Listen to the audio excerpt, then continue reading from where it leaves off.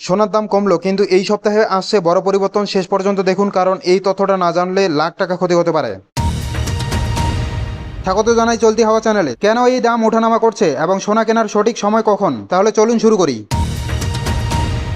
Bangladesh jewellers association মানে বাজুস সর্বশেষ যে দাম ঘোষণা করেছে সেটা হলো 22 ক্যারেট প্রতি ভরি 2,26,340 টাকা, 21 ক্যারেট প্রতি ভরি 2,16,192 টাকা, 18 ক্যারেট প্রতি ভরি 1,85,691 টাকা, সনাতন পদ্ধতি প্রতি ভরি 1,51,690 টাকা। এই দাম 20 জুন থেকে কার্যকর হয়েছে। মনে রাখবেন, বাজুস প্রতিদিন সকাল 11টায় নতুন দাম ঘোষণা করে।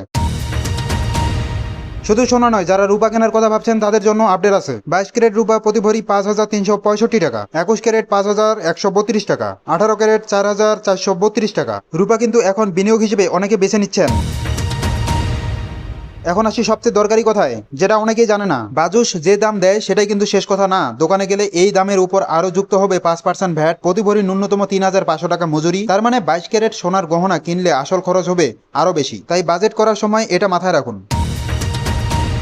এখন অনেকের মাথায় প্রশ্ন আসছে, কেন সোনার দাম এত ওঠানামা করছে। এই বছর 2026 সালে সোনার দাম 24 বার বেড়েছে আর 12 বার কমেছে। কারণ কি? প্রথমত, আন্তর্জাতিক বাজারে সোনার দাম, বিশ্বে যুদ্ধ বা সংকট হলে সোনার দাম বাড়ে। দ্বিতীয়ত, ডলারের রেট, ডলার শক্তিশালী হলে সোনা সস্তা হয়। তৃতীয়ত, দেশীয় চাহিদা, বিশেষ করে বিয়ের মৌসুমে দাম বেশি থাকে। সম্প্রতি মার্কিন ইরান উত্তেজনার পর সোনার দাম কিছুটা কমেছে, যা একটু অবাক করা ঘটনা। এখন সবচেয়ে বড় প্রশ্ন, এখন কি সোনা কেনা ঠিক হবে?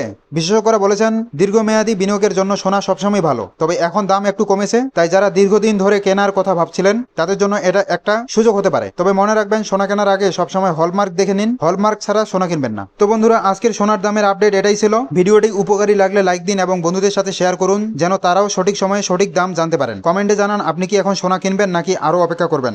দেখা হবে পরবর্তী ভিডিওতে। ধন্যবাদ।